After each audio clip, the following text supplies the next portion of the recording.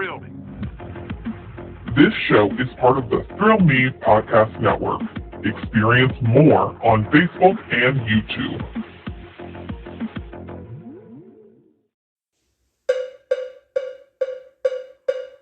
It's Review It Man, reviewing what he can.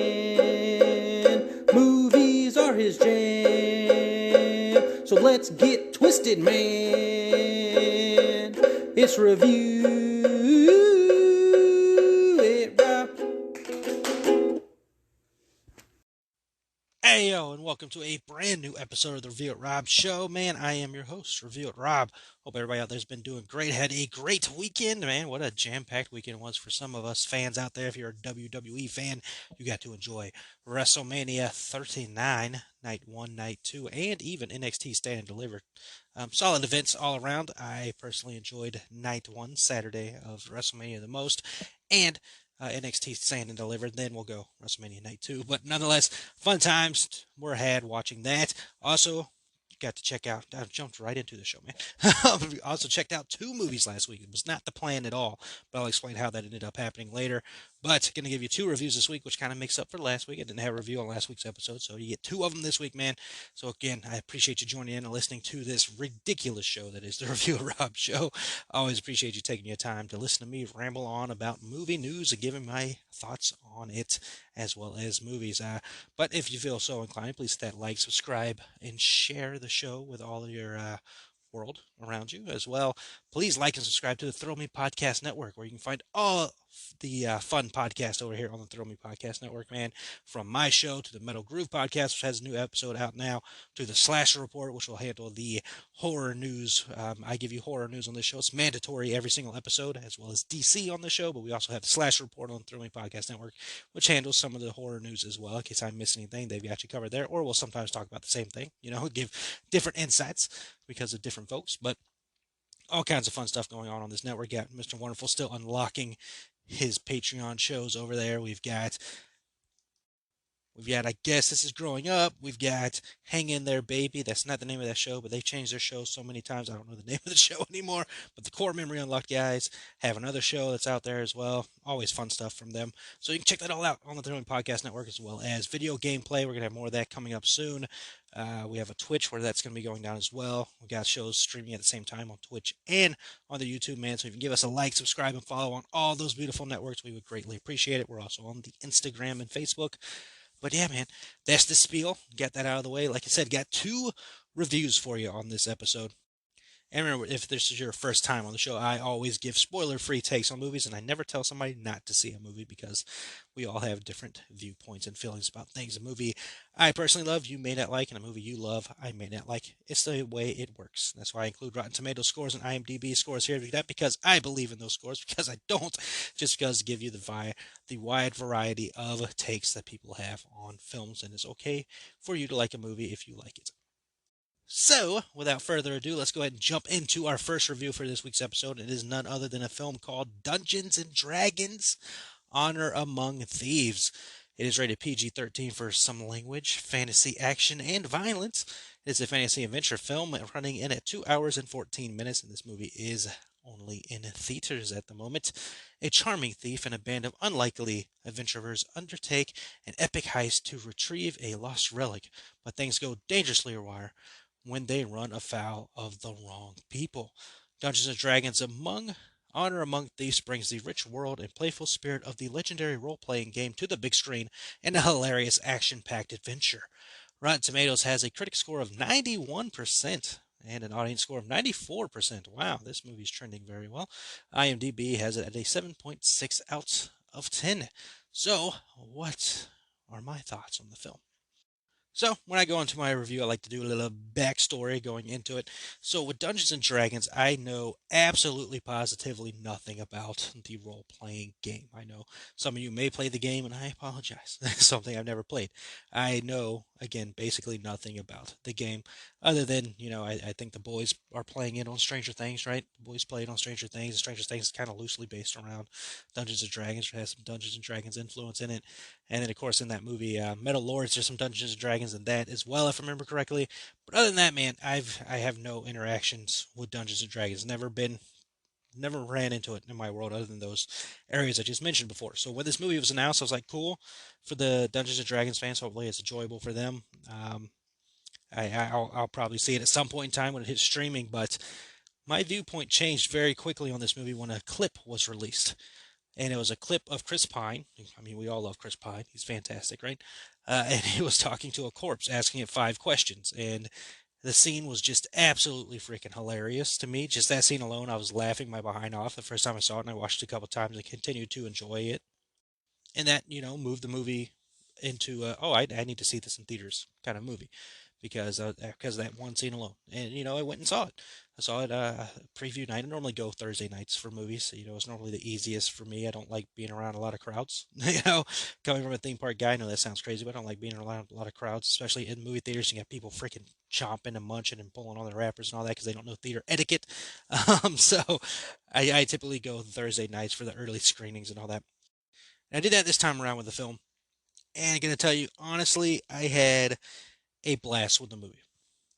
I think it's deserving of the high scores it's got over there on Rotten Tomatoes. It was a very enjoyable film, man. Like again, going into it not knowing much about it, other than it's kind of going to be like a fantasy film, loosely based around a video game, I guess. Again, I don't know much about the game or how true to the game this movie is or anything like that. But man, did I thoroughly enjoy this movie. The cast is strong. I mentioned Chris Pine earlier. Michelle Rodriguez is great in the movie, as well as the whole rest of the cast of characters in there. They've got freaking practical effects in the movie. That's always a plus for me when you got some practical effects going on in there. I love that about the film. But I just enjoyed it. It was an enjoyable, you know, film. I kind of stress around saying if it's a family film or not because there's violence in it, fantasy action violence, but still violence in the film is rated PG-13. So give or take there, what kind of films you want your kids to watch and all that. But I personally, really enjoyed it. I liked the story. The story was easy enough to follow along with. It kept me interested the whole time, kept me laughing. There's some good comedy. I mean, when you got Chris Pine, man, you've got, I mean, he's got to be considered, one of the best around today. I don't know if his name comes up a lot, but the man can freaking deliver.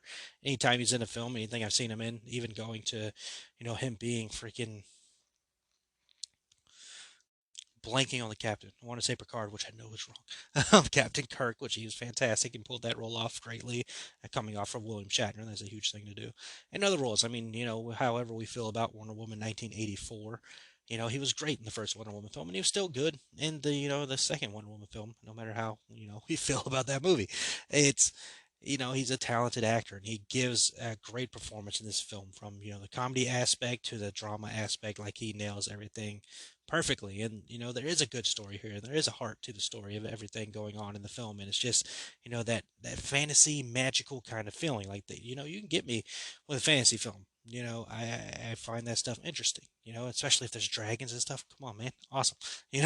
But yeah, I was really, worried going in. Like, I didn't, not, not worried. Again, that clip changed my mind, but I really didn't know what to fully expect with this movie. And I ended up, leaving it and being very excited and happy about the film. And, did it end up beating Megan for me and taking the top spot? No. Megan's still, is pretty solid in the number one spot there. But, it did a really good job. And I think I would put it, third on my favorite films I've seen so far this year. I don't know if I'd quite put it above Shazam yet. Yes, I do love Shazam. I have no problem admitting that. A lot of people love Shazam once they see it, instead of believing articles online. But I had a great time with Dungeons and Dragons. I do say check it out. It plays very well in theaters. It's again a fantasy epic action kind of vibe to it, and plays very well in theaters. So I would definitely say check it out in theaters if you get the chance. Do it. It is definitely worth it. I absolutely enjoyed it, and I am kind of excited to see it again, and maybe it will move around, on my list, because I'm still thinking about it right now while talking about it. I'm like, I had a really good time watching that movie. I really, really did enjoy that film. So maybe it could, make my top 10 of the year, and, maybe move up past Shazam, or as, I'm filling out the list as, we go throughout the year, because, I am sitting here thinking very positively about that movie that I was going into, like, I don't know how this is going to work out, but so overall, I say Dungeons and Dragons is a C. Go see it in theaters for sure. It plays very well there. But like I said, I've got 2 reviews for you this week, just because, since last time we talked, I have now subscribed to Regal Unlimited. I am a unlimited subscriber, man, which is honestly probably the best thing I've done for my movie viewing pleasure. Because you pay like $22 a month and you get access to movies. So, normally I'm not like, the richest guy in the world. That's where the common man stuff comes in here. Sometimes seeing a movie is hard to do. It's freaking an expense, it's like $15 to $18, depending on when you go see the movie and all that stuff. And it's like, man, sometimes if you want to randomly go see a movie, you can't do it because of the price and all that stuff. And I like to get a drink and everything as well because, just in case I get like a coughing fit or something. Overthinking, but still something that happens, and be prepared. You don't want to have to walk out of the movie because you're coughing. You don't want to annoy other people because you're coughing, right?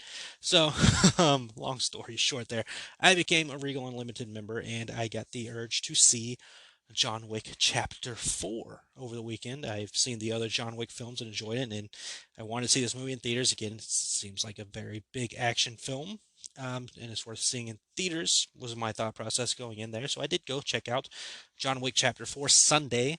Um, gauging time wise, the movie is a long film, so I gauged the time wise where I could see it and then get to my brother's house for WrestleMania Night 2, which worked out. I got there about 30 minutes before WrestleMania Night 2 started. So I gauged that and I was like, heck yeah, man, let's go see this movie. I got this Regal Unlimited pass. I can go see it for 53 cents, convenience fee of using the app. I'm like, all right, cool, awesome. I'll pay $22 a month. That's the thing. Like today, I got my Guardians of the Galaxy Volume 3 ticket for, again, 53 cents. So I've already got that ticket waiting for me in May. Mario ticket, already got that as well. Again, $2 because it's got RPX. So a little bit of, extra fee there, but already got it. So instead of paying $18, here I am now with a Regal Unlimited. I've got two films in the bucket ready to go. Mario, of course, comes out this week, but it's awesome, man. That's awesome to me to be able to do that. Like, yeah, I'll gladly pay $22 a month if I'm going to be able to see movies this freaking easily. This is awesome. Absolutely love it. So that was an ad for Regal. They're not an ad of the show, but worth talking about because I absolutely love that freaking thing. So, anyways, John Wick Chapter 4 is what I saw. It is rated R for the language. Pervasive, strong violence. John Wick film. You already know what you're getting into here. Action film, 2 hours and 49 minutes in theaters. Yes, this movie is almost 3 hours freaking long, for God's sakes. All right, so chapter 4, we're catching up with John Wick. He uncovers a path to defeating the High Table. Before he can earn his freedom, Wick must face off against a new enemy with powerful alliances across the globe and forces that turn old friends into foes. Rotten Tomatoes critic and audience score is matched at 94%, while IMDb has an 8.3 out of 10. So what were my thoughts of the film? Again, I kind of mentioned it a moment ago. You know what you're getting into with the John Wick film. This is a action film through and through. I mean, the movie. I remember seeing the headlines and articles about this film, where Keanu Reeves doesn't have much dialogue in the film, and that is very much true. He's not doing a whole lot of talking in this movie. This movie is mostly a lot of gunplay, a lot of gunshots and action scenes and fighty and stabby and shooty and all that stuff, man. That's the main thing you're getting into this movie. 3 hours of basically that. There is some story involved into it, and some bits and pieces of scenes here and there, but again, it is mostly action. So if you're looking for like a straight up action movie with people shooting each other and stabbing each other and fisticuffs and all that stuff, this is the movie for you. It's while there is a story beats of it and all that stuff, this is very much a fourth film in a franchise. That doesn't mean necessarily the movie's bad or anything like that, but it is, again, very long. There are some scenes while I was watching, I'm like, we could have cut that.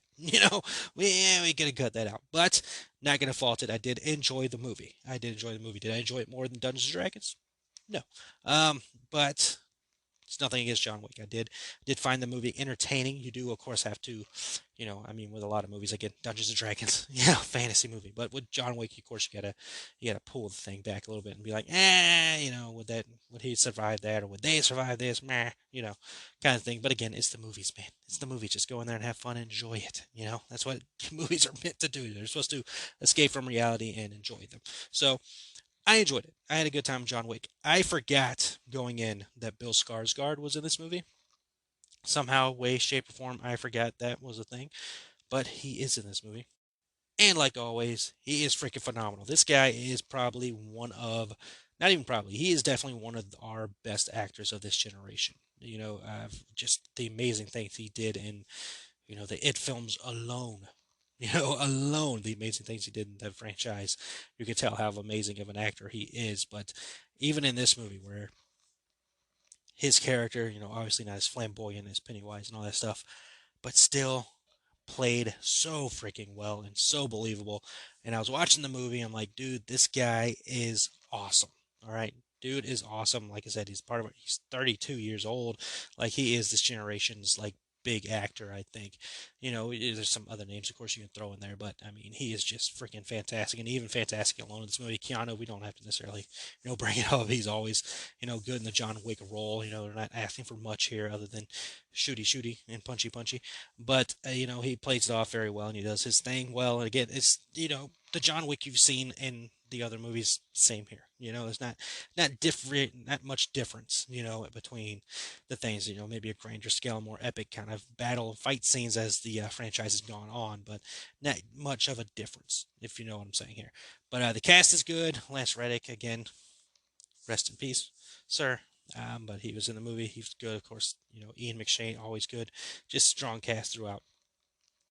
And again, enjoyable enough movie. I didn't hate myself for seeing it in theaters. It felt fine to see in theaters. It was an action movie, but again, it's very dependent on if you're wanting to see an action movie with a lot of violence. If that's something you want to see or hoping to see, then yes, go to theaters, go see it, have a good time watching all that stuff go down. Like that's very dependent on your. There's a story there, of course. This is again the fourth in a franchise of films, so there's a story there they're still building on, and you've got some you know, parts that build onto it in the movie as well. But again, like I've mentioned multiple times here already, it is very much a action movie where most of the film is just straight up action. So there you go. Cool action scenes, awesome action scenes, without a doubt. But that's what you're getting into with this movie. Now, Dungeons and Dragons and John Wick. This is the multiple this question everybody asks about every single movie we see now. Is there a credit scene? So, Dungeons and Dragons: Honor Among Thieves does have a credit scene. It is a mid-credit scene. So after they do their little character cards, fun art thing, there's a credit scene after that. No other scenes. And then with John Wick Chapter 4, there is a credit scene. It is very much at the end of the credits. So post-credit scene for John Wick Chapter 4. Both movies have credit scenes if you want to stay around and watch them. Again, Dungeons and Dragons mid-credit, John Wick Chapter 4 post-credit. So there you go. Credit scenes, those are my thoughts on both movies. I did enjoy both films, have them go against each other. I enjoyed Dungeons and Dragons a little bit more. But again, that's based on style of film for me. So there you go. That was my reviews. Hope you liked that and enjoyed it. Again, no spoilers as always. Just give my thoughts on films. Let me know what your thoughts were in the comments below. Now we jump into news, and of course we're going to kick it off with DC news here. Again, DC horror mandatory every single episode. DC, most of the talk is always around James Gunn and what is going on with the ever-growing and future of the DC universe. Of course, we got the DC universe on its way in enjoyable fashion. We did today get the trailer for Blue Beetle. That will be a film that takes place after the Flash. After the Flash resets the timeline, DCU is happening while Superman Legacy is considered the first start of the DCU. Blue Beetle is part of the DCU and will be a part of that character, that franchise from going forward, from what we understand.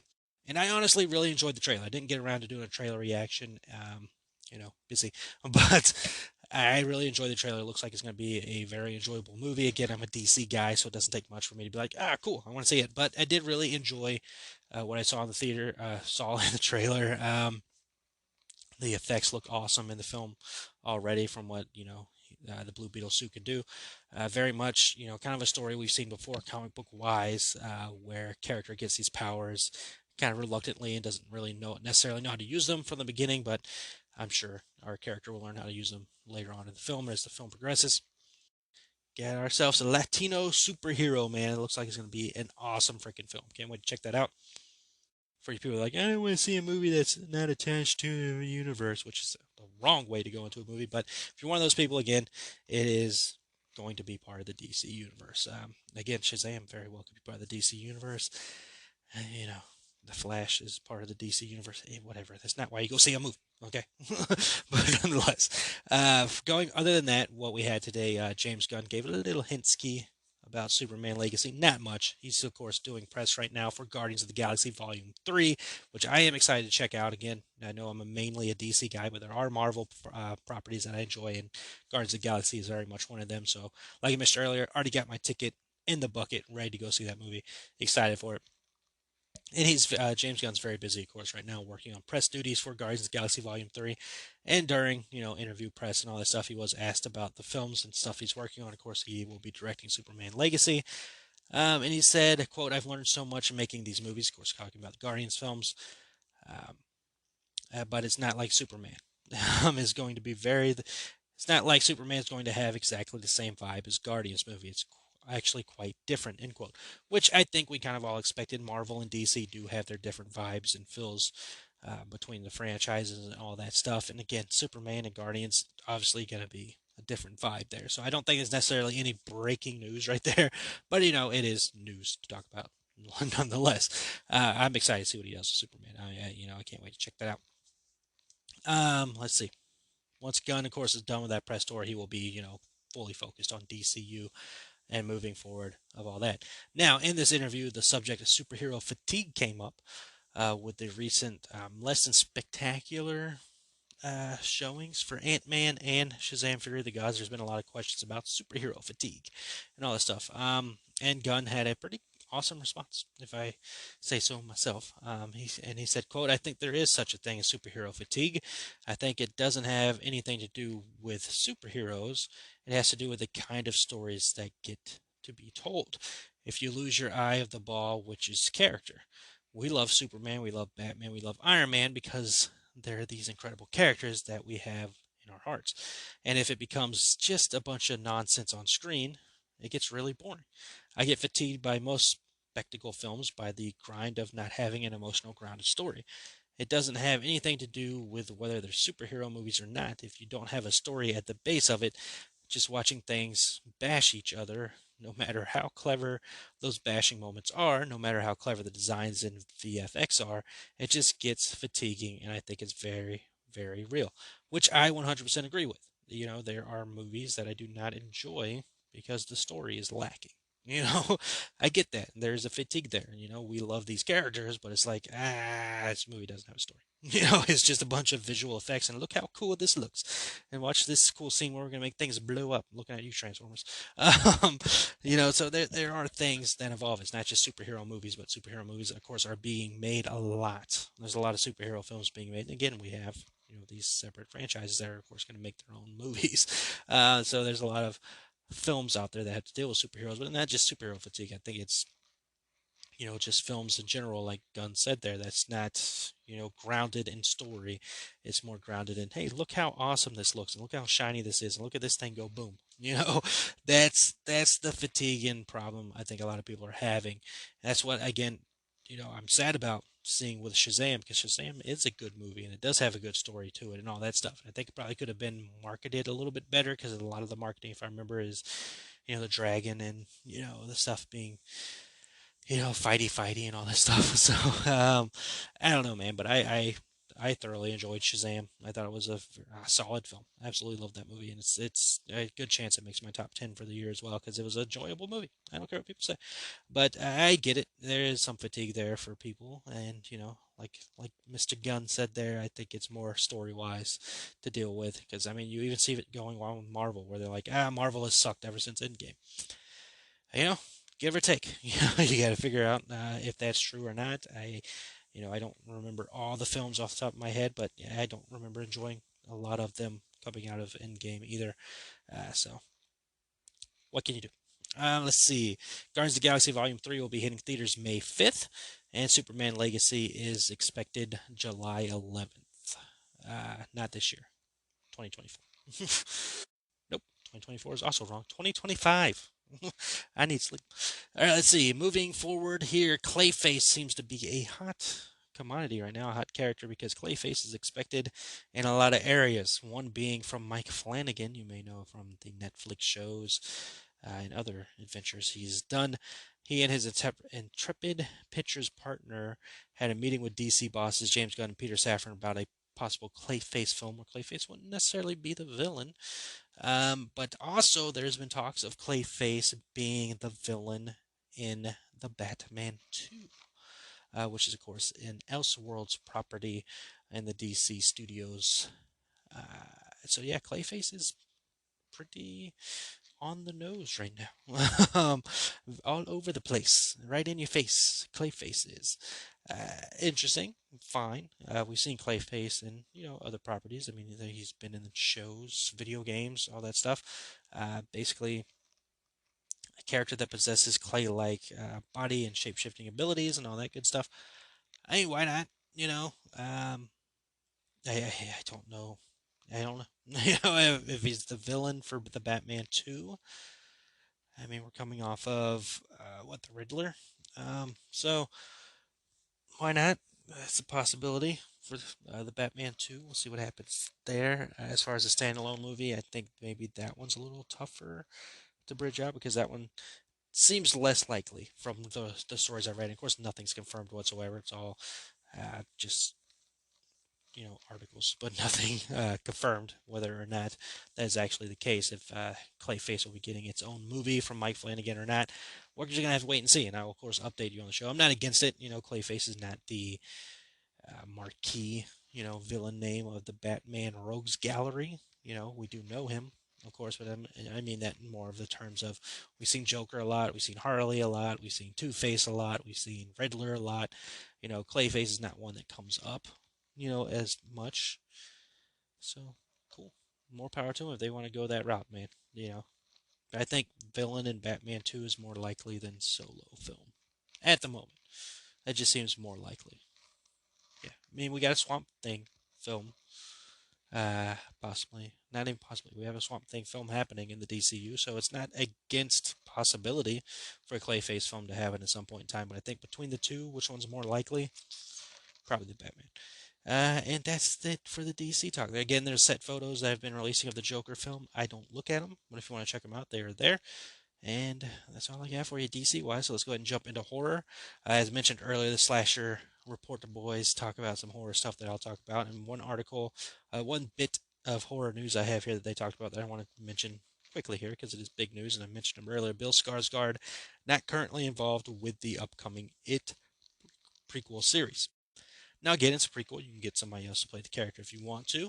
But I think for a lot of people, they've taken that news a bit tough. And again, he hasn't said he's not doing it. It's just that they haven't contacted him. And again, that shows probably in the early stages and they haven't figured out what they really want to do yet with Pennywise for the show. I would guess is my thing because I think it's based on the town, right, of Derry. I believe it's even called Derry. So just going back to February when this news all broke, it was reported the series will begin in the 1960s and the time leading up to the events of It Part 1, which was, of course, the 2017 film. Um, the story will also include the origin story of Pennywise the Clown. So there you go, the origin story of Pennywise. So Pennywise is part of the show. Whether Skarsgård or not is going to be in it is the question. I mean, obviously, again, I talked earlier about how fantastic of an actor Skarsgård is. So obviously, you would want to get Skarsgård in the show, if at all possible. Skarsgård did say, while he's not currently involved, he wishes the best for somebody else if they do get the role, which is fine. But yeah, hopefully we do get Skarsgård back. I have to wait and see, and I'll keep you posted on the show. One more bit of horror thriller news here. Samara Weaving, we know her. She's becoming a bit of a scream queen herself, as she's appeared in multiple horror films, including Ready or Not and Scream, most recently, as well as The Babysitter. Don't forget The Babysitter. She is leading a Paramount Pictures upcoming action thriller titled Bella. The project will be set in the 1980s, set against a backdrop of a crime wave that gripped New York City. Bella is a hyper-stylized action thriller about a cop's daughter who, as her father clings to life following an assassination attempt, goes on a rampage to unearth her father's attacker and weed out deep-rooted corruption in New York City's police department. She's fucking Batman. um, Nonetheless, we like Samara here in the Thrill Me Podcast Network. Again, she's a talented lady, and I can't wait to check that movie out. The movie does sound very interesting. And that's going to do it for the horror thriller section. So you got your mandatory DC and horror talk here, which means we now move into other bits of news before we close the show out. We're going to kick it off here with rumblings of a Harry Potter television series. Warner Brothers Discovery is looking to make it happen. And of course, that's nothing new. I've talked about that possibility on the show multiple times as Warner Brothers is working on building its franchises. They've got the DCU on the way with their DC studios and heads over there with Gunn and Safran. They've announced new Lords of the Rings. Lord of the Rings. I haven't watched those either. They've announced new things there, and of course now Harry Potter the Wizarding World is a huge franchise for the Warner Brothers, and it was only going to be a matter of time before they decided to do something else. And television seems to be where they're going with this. Apparently, the show each season will reportedly draw from one of the books, meaning each season will be a different book, which is a fantastic idea.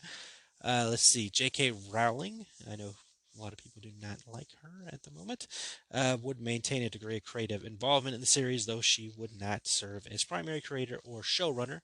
Talks are in the preliminary state between the two at the moment. Warner Brothers Discovery does have an April 12th presentation for investors and the general public, where I guess we could maybe hear more about this possible show in the works, as well as anything else they have going on as HBO Max and Discovery Plus are merging, and we'll see what content they have going on there. Yeah, obviously I love the Wizarding World. Give me whatever you can of the Wizarding World, and I will gladly watch it. Haven't heard much about Fantastic Beast. I guess that franchise is possibly dead.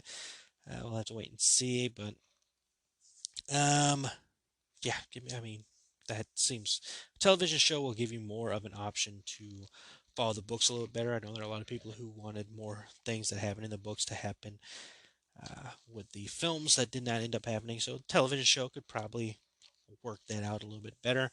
But yeah, I like that idea, especially of them, focusing on a different book each season. So if they're able to have a long run there on HBO Max, which I'm sure they will. People still love the Harry Potter franchise. Look at Hogwarts Legacy and how successful that was. And it doesn't have anything to do with Harry Potter. It has more to do with the Wizarding World itself. But nonetheless, people are still vying and interested in things of this nature. And you're telling me that you're going to do a Harry Potter television series based off of the books. Why not? Let's have a go at it, man. Again, Fantastic Beasts, I don't know what's going on with that franchise. I know that it should have at least 2 more movies. Was originally planned to have 5. We've seen 3, so stalemate at the moment. And if they're moving forward with this television series, maybe that means Fantastic Beast is not happening, but we don't know because it hasn't officially been canceled. I don't believe. I do a quick Google search on that, but I know people have not liked that series. I've enjoyed it, but again, I love the Fantastic Wizarding World. So it's a soft part for me. All right, so it looks like the latest news I can find on Fantastic Beasts 4 is from Eddie Redmayne himself, who revealed in an interview earlier this year that he's heard neither hide nor hair about plans for Fantastic Beasts 4. So, yeah, that doesn't seem good. It hasn't been confirmed. It looks like there hasn't been anything written so far yet for the film. So I would say it's probably doubtful that we get another film, which, stinks. So they did leave an open ending there, but what can you do, man? What can you do? You just have to grin and bear it. It looks like we'll have, we have Hogwarts Legacy to play, which I need to get back into playing. WWE game is taking me away from that for the moment, but I look forward to make Twitch some stuff with that. But nonetheless, we will wait and see. And of course, I'll keep you posted here because I love the Wizarding World. I'm always looking for news revolving that. Let's see. Guardians of the Galaxy Volume 3 soundtrack is out and available now for you to listen to and stream. So if you want to go check that out before the film comes out in May, go do it. There's always a good Guardians of the Galaxy soundtrack, so you can go check that out. News that is shocking, but also not too shocking. A live action Moana is in development. It's a reimagining of Moana live action. The Rock will, of course, be back to play Maui, which he is in desperate need of probably this film because he is not looking the best right now. So I get, this could probably help him out. Same as Will Smith, who's not seen in the best of lights lately, has Bad Boys 4 on the way. Maybe that'll help things turn around for Will Smith. we'll see when it's up there. But The Rock, of course, things did not look too well with what happened with Black Adam, and of course, controversy involving that and Shazam and everything going on there. So he is now doing a live action reimagining. He's got to be in it. He announced it today. He's not directing it. There's no director on board, which I do have an idea of who should be the director of this, and there should be no other person to direct it. But a live action reimagining of Moana was, I guess, going to happen at some point in time, as Disney is very much in the feeling of, hey, let's reboot and remake every cartoon we've ever made. Apparently is how they feel like they're doing that. And I really did enjoy the Moana film. I have some of the songs downloaded on my phone, actually. One of them came on yesterday when I was driving. Um, so I don't know. We'll see how it turns out. Again, The Rock will, of course, be back playing. I think his character's name was Maui. Um, we'll see how it turns out. No other real casting news, but it seems like all the characters from the film are back to be in the live action movie. The lady who did the voice for Moana is not announced to be playing the character Moana, but is producing the movie or whatever. But yeah, back to who should direct this movie. Lin-Manuel Miranda. That's it. That's you don't need anybody else to direct this movie. That is 100%. He did a fantastic job with Tick Tick Boom. He can do a great job with what this film needs, and with the music and all that stuff. Yeah, give it to him. He'll do awesome with it. But nonetheless, I mean, shocking. I said it's shocking mostly because how new that movie is. That movie came out. Again, I gotta go to the old Google machine because I don't know exactly when that movie came out. 2016, so newish. Um, but I mean, wow, that just seems very clear. But if we're moving that quickly with these, live action remakes, give me Coco. Like, what are we doing? Give me, let's get Coco. That movie's awesome. I can't wait to see the live action remake of Toy Story and Monsters Inc. That'd be awesome. What else could they live action remake? I don't know. Drawing a blank. Emperor's New Groove. Don't do that. We don't want that. I love Emperor's New Groove. Let's not go there. I love Emperor's New Groove. I do not want a live action remake of that because it's David Spade. I want David Spade playing Cusco, and you got John Goodman and all that stuff, man. That's who should be doing those movies. I don't need a live action remake of those films. Nonetheless, Moana's happening. Surprised this happens before Frozen. Wow. But nonetheless, there you go. Let's see. Avatar: The Way of Water writer Josh Friedman will be writing Fantastic Four, the movie for the MCU, which will be the debut of the Fantastic Four. So that basically means the movie will be 3D for some reason. Have to do something with the water. Uh, Borderline pointless and too damn long. Had to take a shot at Avatar because I'm not a fan of Avatar. But there you go. They have a writer for the Fantastic Four movie. Good for them. Let's see. Star Trek. I'm interested in the Fantastic Four movie, but again, I don't like the Avatar movies. That's nothing against this Josh guy. I'm sure, he did a fine job, but I cannot. I don't enjoy those movies at all. I haven't seen the new one, but I mean, that first movie was very overhyped. Let's see. Star Trek has a new series coming to Paramount Plus. Shocker, shocker. They got a lot of Star Trek shows going on over there, which you should do. I mean, Disney's doing it with Star Wars. You should be doing this over at Paramount Plus, and they are doing it. A lot of Star Trek stuff going on there. And they've announced another one with Starfleet Academy, officially ordered over there. It will introduce us to a young group of cadets who come together to pursue a common dream of hope and optimism. Under the watchful and demanding eyes of their instructors, they will discover what it takes to become Starfleet officers as they navigate blossoming friendships, explosive rivalries, first loves, and a new enemy that threatens both the Academy and the Federation itself. What is this, a fucking CW show? Just kidding. Just kidding. God, don't take it so serious. That sounds fine. Again, I haven't seen any of these shows on Paramount Plus for the Star Trek stuff. I've heard from friends that they are good. Maybe one day I'll get around to watching them, but I did enjoy the movies. And I know they're not connected or anything like that. I'm just saying I don't dislike Star Trek. I really enjoyed those 3 films that we got recently, but I haven't seen the shows. But nonetheless, that is good news for you Star Trek fans, as they continue to make Star Trek properties. And final bit of news here. Is this it? Really? All right, cool. Last bit of news here: Netflix is developing an animated series based on Scott Pilgrim, the graphic novels, which also had a film called Scott Pilgrim versus the World. And in awesome news, they have brought the entire main cast from the film to voice their characters in the show. That is freaking awesome, man. I love that idea. I'm glad they did that. Now, with that said, I'm not an anime guy. I've not watched a lot of anime, Um, it's just never, pulled me in. I saw Death Note, like that one was enjoyable. Um, but yeah, I've tried to watch Dragon Ball Z, didn't work for me. And never really been all that interested in watching any other anime. I know, I'm sorry for you anime fans, but it doesn't call me. It doesn't have that call for me to watch it.